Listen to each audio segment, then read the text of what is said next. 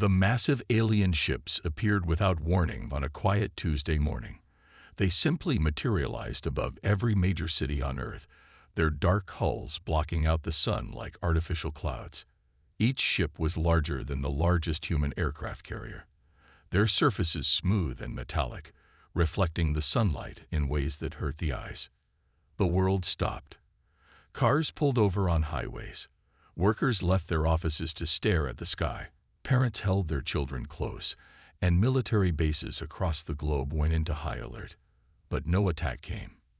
Instead, every screen on Earth, from smartphones to billboards, flickered to life with the same message.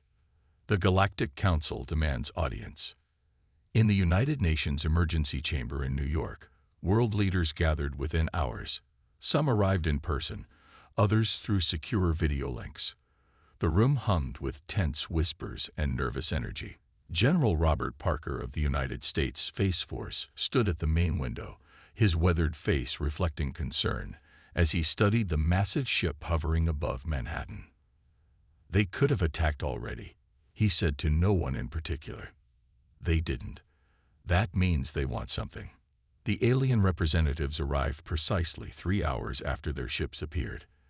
They chose to materialize directly inside the UN chamber, causing several security officers to raise their weapons before being ordered to stand down. The aliens stood 8 feet tall, their bodies covered in what appeared to be living metal armor. Their leader stepped forward, its face a smooth mask with glowing blue eyes. "We are the voice of the Galactic Council," it said, its words translated perfectly into every human language through some unseen technology. "Your species has been observed since you first split the atom. The time has come for Earth to take its place in the galactic community." President Helen Davis of the United States leaned forward. "We welcome peaceful contact with—" "You misunderstand," the alien interrupted. "This is not an invitation. This is a demand for tribute." The chamber erupted in murmurs. The Russian president stood up, his face red with anger, but the Chinese premier pulled him back down. The alien continued, "Every civilized world pays tribute to the council. This maintains order. This is how peace is preserved." A hologram appeared in the center of the room, showing complex mathematical formulae. "Your world will submit 30% of all resources annually. This includes minerals, water, biological materials, and processed goods." General Parker's hand tightened on his tablet until his knuckles turned white. The demands would cripple Earth's economy, sending billions into poverty. "And if we refuse?" asked the Indian Prime Minister, her voice steady despite the situation. The alien's eyes glowed brighter. "Refusal has never occurred in 10,000 years of Council history. It would be unwise." The message was clear: submit or face destruction. The world leaders looked at each other. Decades of cold wars and political tensions seemed to melt away in the face of this external threat. President Davis spoke again, choosing her words carefully. "We will need time to discuss this among ourselves." "You have 24 Earth hours," the alien leader said. "We await your response." With that, they vanished as suddenly as they had appeared. The chamber exploded into activity. Military leaders huddled together, comparing notes on the alien ship's capabilities. Economic advisors ran frantic calculations on their computers. Scientists studied readings taken during the alien's presence. General Parker walked to the center of the room and raised his voice above the chaos. "Ladies and gentlemen." The room fell silent. "In my 40 years of service, I've learned that bullies, whether they're on a playground or apparently from space, all share one thing in common: they don't expect resistance." He activated a secure hologram, showing something that made several leaders gasp. "For the past 50 years, we've had a secret. While we fought our petty wars, a few of us were preparing for something bigger, something like this." The hologram showed massive underground facilities, hidden weapon systems, and technology that looked far more advanced than anything publicly known. "The question isn't whether we can fight," the general said grimly. "The question is, are we united enough to stand together?" The room fell silent again as the world leaders looked at each other. In that moment, old enemies became allies, and ancient rivalries faded in the face of a common threat. The next 24 hours would change the course of human history forever. Deep beneath the Rocky Mountains, in a facility that officially didn't exist, Dr. James Miller hadn't slept for 20 hours. His eyes were red from staring at computer screens, but he couldn't stop. Not when he was this close to understanding. "Play it again," he ordered, and the computer replayed the sensor data from the alien ships. Something was odd about their energy signatures, something that tickled the back of his mind like a half-remembered song. Colonel Ann White entered the underground lab, carrying 2 cups of coffee. She handed one to Miller and took a sip from the other. "Tell me you found something useful," she said, watching the data stream across multiple screens. Miller pointed to a particular pattern in the energy readings. "Look at this. They're shields. They're not just advanced. They're perfect. Too perfect." He pulled up another screen showing quantum equations. No technology should be this efficient. Unless what? White leaned closer.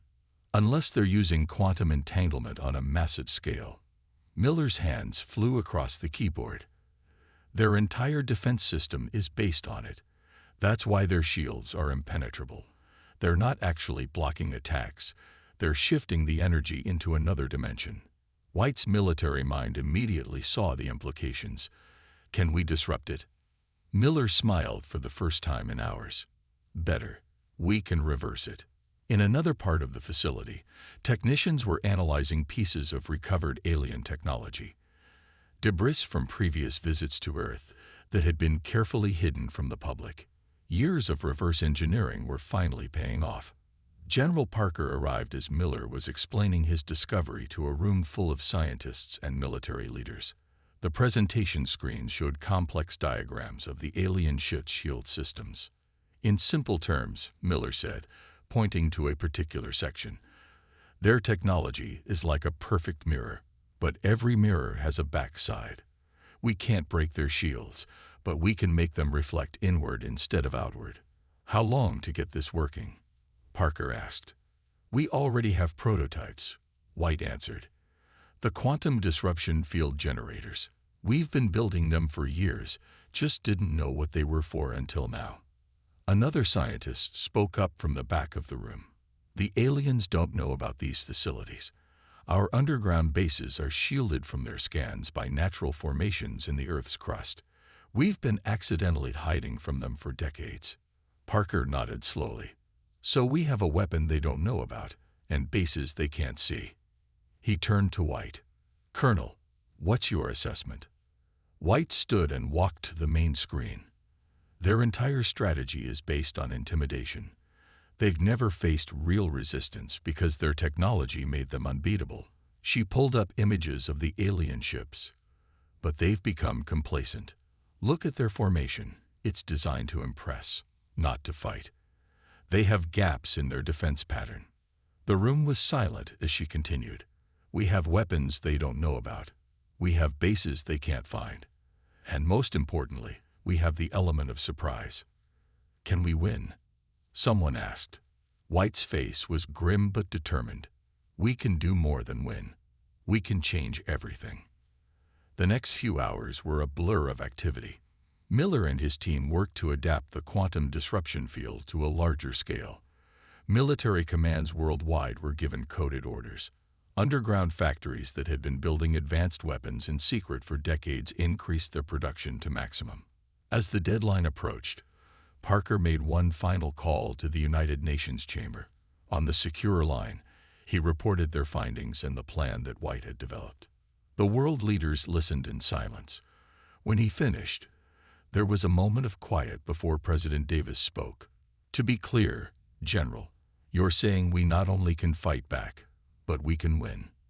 "Yes, Madam President, but we need every nation to agree. This only works if we stand together." One by one, the leaders voiced their agreement. For the first time in human history, the entire world was truly united. As Parker ended the call, he looked at White and Miller. "It's time. Let's show them what humanity can do. The UN chamber was packed when the aliens returned exactly 24 hours later. Their metallic forms materialized in the same spot as before, but this time, the world leaders didn't flinch. Behind the scenes, quantum disruption fields were quietly powering up in hidden facilities around the globe. "You have had time to consider our demands," the alien leader stated. "What is Earth's response?" President Davis stood. The weight of humanity's future rested in her next words. She looked directly into the alien's glowing eyes and spoke a single word that would echo through history. "No." The alien leader tilted its head, as if struggling to process this unprecedented response.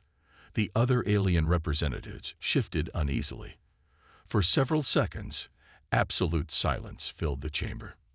"Perhaps," the alien leader said slowly, "you did not understand. This is not a negotiation. The tribute will be paid, or your civilization will be eliminated." "We understood perfectly," Davis replied, her voice steady. "Our answer remains the same." The alien's eyes flared brighter. "In 10,000 years, no species has dared." Then perhaps, General Parker interrupted from his position near the wall. "It's time someone did." The alien's living metal armor rippled with what might have been anger. "You primitive creatures dare to challenge the Galactic Council. Your weapons are centuries behind ours. Your ships can barely leave your atmosphere. You have no concept of the power you face." Around the world, hidden sensors detected energy buildups in the alien fleet. They were preparing their weapons. But something else was happening too, something the aliens hadn't noticed yet. In the secret mountain facility, Dr. Miller watched his screens intently. "They're scanning us," he reported over the secure channel. "But they still can't detect the quantum fields. It's working." The alien leader raised its arm, and a hologram appeared showing their fleet in orbit. "This is your final chance. Observe our power and reconsider your foolish defiance." One of the alien ships fired a warning shot. A beam of energy lanced down toward the Atlantic Ocean. But halfway to the surface, it hit an invisible barrier and dissipated harmlessly. The alien leader froze. Impossible. In orbit, more alien ships began firing, testing Earth's mysterious defense. None of their shots reached the surface. Their perfect weapons were being stopped by something they couldn't even detect. "How?" the alien leader demanded.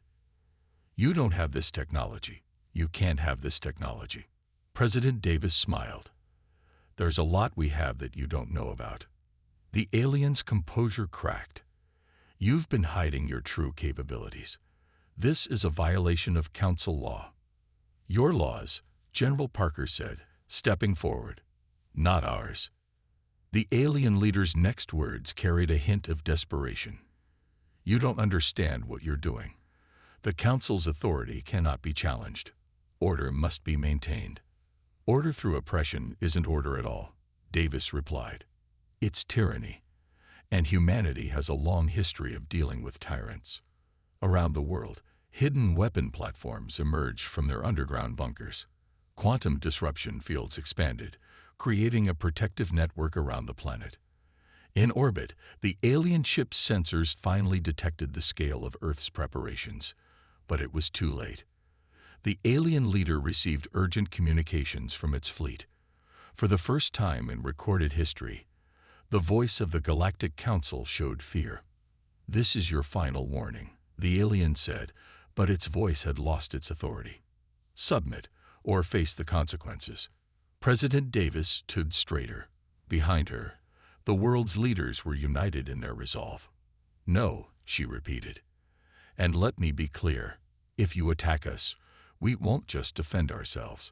We will end the Council's reign of oppression, not just for Earth, but for every species you've enslaved through your tribute system." The alien leader stepped back. "This is unprecedented. This changes everything." "Yes," Davis agreed. "It does." As the aliens vanished from the chamber, their ships began moving into attack formations. But humanity was ready. After decades of secret preparation, after centuries of fighting among themselves, Humans had finally found a common enemy. The real battle was about to begin. Deep in Earth's orbit, thousands of hidden satellites awakened. Their stealth systems, developed in secret over decades, had kept them invisible even from the alien fleet's advanced sensors. Now they began powering up their quantum disruption fields, creating an invisible web around the planet. In the mountain facility's control room, Dr. Miller watched the network come online. Each green dot on his screen represented another activated satellite. Defensive grid at 60% and rising, he announced. The aliens are trying to scan the system, but they can't get any clear readings. Colonel White stood beside him, watching the alien fleet's movements. They're confused, she said, satisfaction in her voice. Look at their formation. They keep adjusting, trying to find a weakness. Around the world, massive hangar doors opened in hidden mountain bases. Advanced fighters, built using reversed engineered alien technology, rose into the sky. Their pilots had trained for years in secret, preparing for this moment. General Parker's voice came over the global command channel. All units, report status. European defense grid online. Asian command ready. African coalition standing by. America's squadron in position. The response from every corner of the globe confirmed what seemed impossible. Humanity had prepared for this day without the aliens ever knowing. Professor Tom Reed rushed into the control room, holding a tablet. The quantum disruption field prototype is exceeding all expectations, he reported breathlessly. When their shields try to shift energy to another dimension, our field reverses it.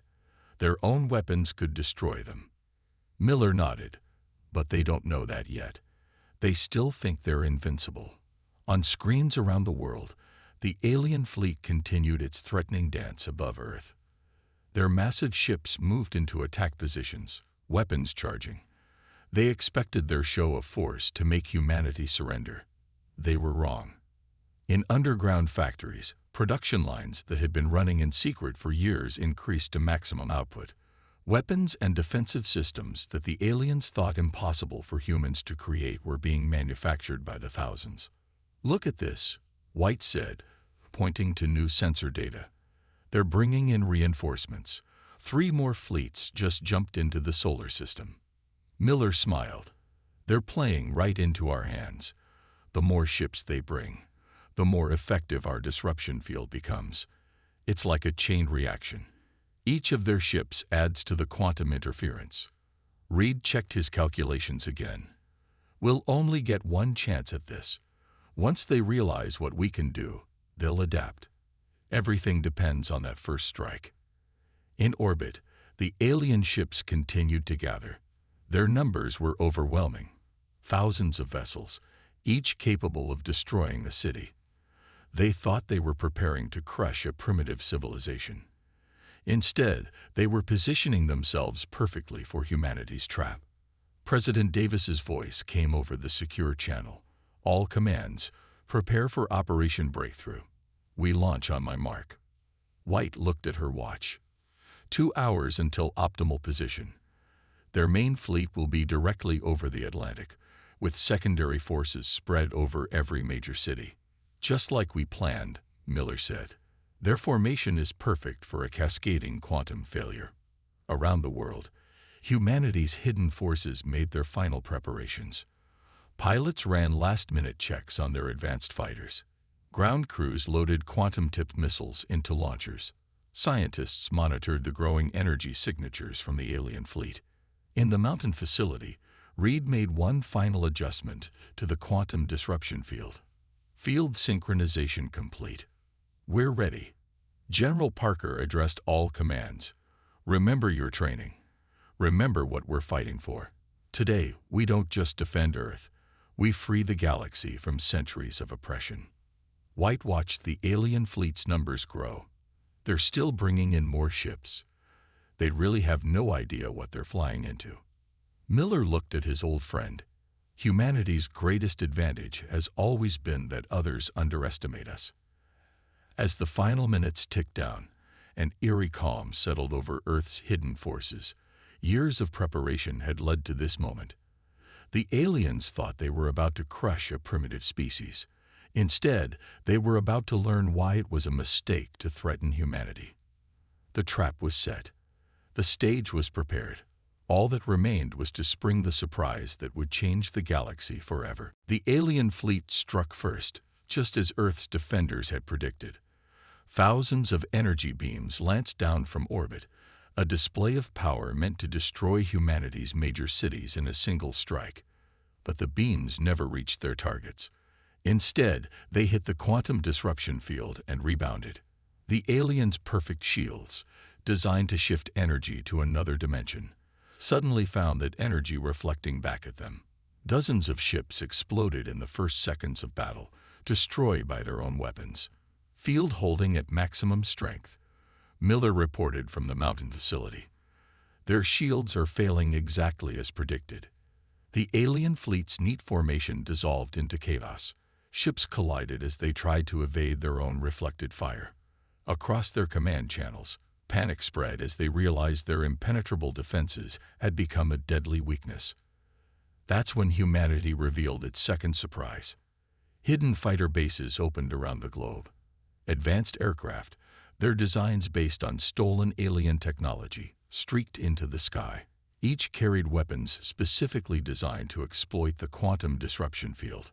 All squadrons, engage at will, General Parker ordered. Earth's fighters attacked in perfect coordination. Their quantum-tipped missiles passed straight through the failing alien shields, guided by targeting systems that matched the aliens' own technology. More enemy ships erupted in flames, their burning hulks falling from orbit like artificial meteors. The alien flagship, a massive vessel larger than Manhattan, tried to coordinate a counterattack. But Earth had prepared for this too. "Activate the orbital defense grid," White commanded. The hidden satellites revealed themselves, their quantum disruption fields combining into a planet-wide web. Alien ships found themselves trapped in zones where their technology turned against them. Their perfect engines failed, their weapons backfired, and their advanced computing systems crashed. "They're trying to call for more reinforcements," Miller announced, monitoring their communications. "But the quantum field is disrupting their long-range signals." The battle in orbit became a scene of unprecedented destruction. The aliens' technological superiority, maintained for thousands of years, was being systematically dismantled by the very species they had come to subjugate. Some alien ships attempted to flee, but Earth's defenders had positioned themselves carefully. Every escape route led through another quantum disruption zone. The aliens had only two choices: surrender or be destroyed. The alien flagship launched a desperate assault on North America, hoping to at least achieve some victory. Instead, it flew directly into humanity's most powerful defense system. "Target locked," White reported, firing main quantum cannon. A massive beam of energy shot up from the Rocky Mountains, its power amplified by the quantum disruption field. It struck the flagship's shields, and for a moment, the massive ship seemed to ripple like water. Then its own energy containment systems failed catastrophically. The explosion was visible from the ground, a new star briefly appearing in the daylight sky before fading away. With their flagship destroyed, the remaining alien fleet fell into complete disarray. "Enemy ships are powering down weapons," Miller reported, his voice tight with tension. They're surrendering." The battle had lasted less than 30 minutes. Humanity had just defeated the most powerful fleet in the galaxy. President Davis's voice came over the command channel. "Status report. Minimal losses on our side," White responded. "The quantum field worked better than we expected. Their own technology defeated them." And the alien survivors? Trapped in orbit, their ships can't escape the quantum field without our help. In the mountain facility's control room, the tension finally broke. People hugged, cheered, and some even cried. Centuries of preparing in secret, of building and planning while pretending to be less advanced than they were, had paid off. Miller looked at the sensor displays showing the disabled alien fleet. "They never imagined we could do this. They thought technology was everything." "They forgot the most important thing about humans," White replied. We learn from our enemies. We adapt. We survive. As Earth's defenders began securing their victory, a message was detected from the remaining alien ships. It was being broadcast not just to Earth, but to the entire galaxy. The humans, they've done the impossible. The Council's power is broken. The battle was over. But the real changes in the galaxy were just beginning. The captured alien commanders stood in the United Nations chamber, their once proud armor dulled and powerless under the effects of the quantum disruption field. They watched in stunned silence as General Parker revealed humanity's greatest deception. This facility, Parker said, activating a hologram that showed a massive underground complex, was built 50 years ago, after we recovered your scout ship from the Arctic ice. You thought we destroyed it in ignorance. Instead, we learned from it. The hologram shifted to show more hidden bases, advanced laboratories, and manufacturing centers that had been operating in secret for decades. Each revelation seemed to make the alien commanders shrink further into themselves. Every time you visited Earth, believing you were observing primitive humans, White continued, we were studying you, learning your weaknesses, preparing. Dr. Miller stepped forward with a device that made the aliens flinch. Your quantum shield technology was brilliant, he said, but it had a fundamental flaw. You never considered it could be reversed because you never had to fight a real war. You relied too much on your technological superiority. The lead alien commander, its living metal armor now gray and lifeless, spoke for the first time since their defeat. Impossible. Your civilization showed no signs of such advancement. Your weapons were primitive. Your space vessels were basic. President Davis smiled. We showed you exactly what you expected to see. Every public space launch was deliberately outdated. Every military display used old technology. We played into your prejudices. Screens around the chamber displayed images from Earth's true space program. Advanced ships hidden in underground hangars, quantum technology that matched or exceeded the Council's capabilities, weapons that had been waiting years for this moment. While you watched our rockets and satellites, Parker explained, our real fleet was being built inside hollowed-out mountains and beneath the oceans. Every time you scanned Earth, you saw what we wanted you to see. The alien commander's glowing eyes dimmed further.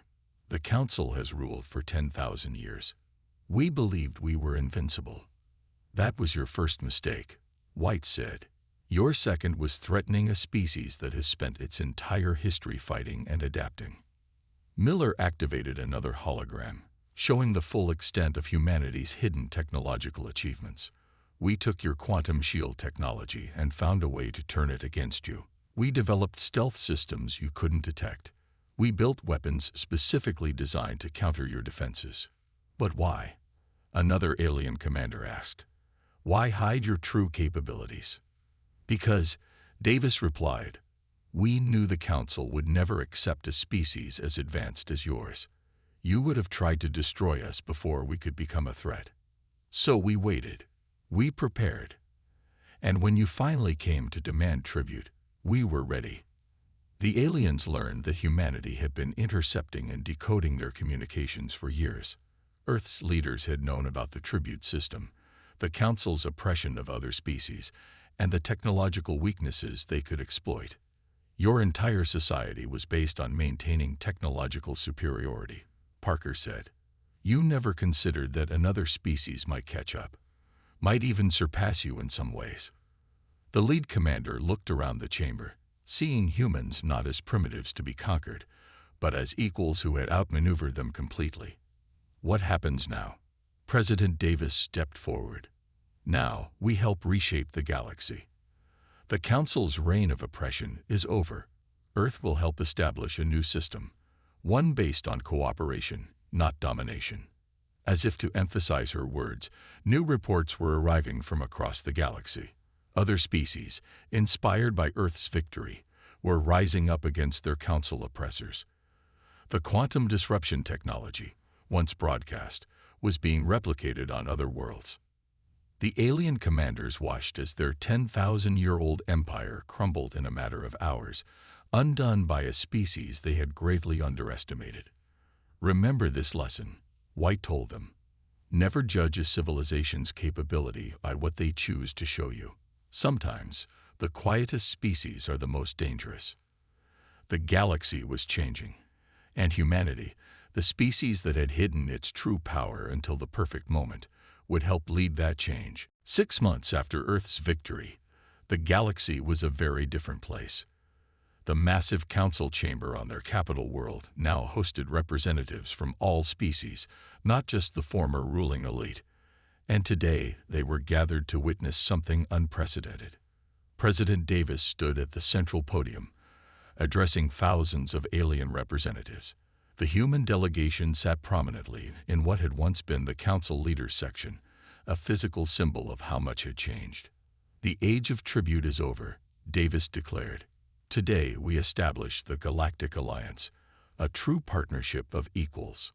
General Parker, standing beside the Earth delegation, watched the assembled species. Many had been paying tribute to the Council for centuries. Now they were free, and their gratitude toward humanity was evident in their responses. Earth's quantum disruption technology will be shared with all member worlds, Miller announced from his position at the Science Council. "Along with our other advances in defense and space travel, no species will ever again be able to dominate others through technological superiority." The former council races, stripped of their power, but allowed to join the new alliance as equals, watched with mixture of shame and wonder. Their perfect society of control and tribute had been dismantled in less than a year. Around the galaxy, changes were happening at an incredible pace. The tributary system was abolished. Trade routes, once controlled by the Council, were open to all. Species that had been kept purposely underdeveloped were receiving aid and technology to help them advance. Admiral White, newly appointed as Earth's defense coordinator, reported from her command ship in orbit. "The last Council holdout surrendered this morning. The galaxy is officially free." Earth had become the center of a new age of exploration and cooperation. The planet's hidden shipyards, finally revealed, were now producing vessels for all Alliance members.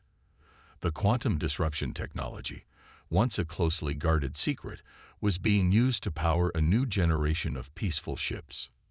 In the great library of the former Council, Professor Reed worked with scientists from 100 worlds, sharing knowledge that had been hoarded for millennia. Humanity's greatest achievement, he told his alien colleagues, wasn't defeating the Council. It was proving that different species could work together as equals. The former Council leaders, now living under house arrest, watched in disbelief as their carefully maintained system of control was replaced by something they had never imagined possible: true cooperation between species. "We still don't understand," one of them told Davis during a formal hearing. "How did humans become so advanced while appearing so primitive?" Davis smiled. "We had good teachers, our own history. Humanity spent centuries fighting itself, learning, adapting. When we found that first alien ship, we united in secret. We turned our talent for warfare into preparation for defense. We learned from your technology while pretending to be simple primitives." The galaxy was transforming. Species that had never been allowed to meet were forming alliances. Trade was flourishing. New discoveries were being made as shared knowledge led to incredible advances. In orbit above Earth, the new Galactic Alliance headquarters was under construction, a symbol of humanity's role in this new age. Ships from 100 worlds worked together on its construction, their quantum drives glowing like new stars in the night sky. "We did more than win a battle," Parker told a group of alien military leaders who had come to learn from Earth's strategies. "We changed the fundamental nature of galactic civilization. No more oppression, no more tribute, just cooperation and mutual respect." The former Council chamber had been transformed. Where once a few species had ruled through fear and technology, now representatives from all worlds met as equals. The tribute throne had been removed, replaced by a round table that symbolized their new relationship. As President Davis concluded the day's session, She looked out at the assembled representatives, former oppressors and former victims, now working together to build something new. Humanity's response of no to the Council's demands had done more than preserve Earth's freedom. It had freed the entire galaxy. The age of tribute was over. The age of cooperation had begun. And humanity, the species that had hidden its strength until the perfect moment, would help lead the way into this new future.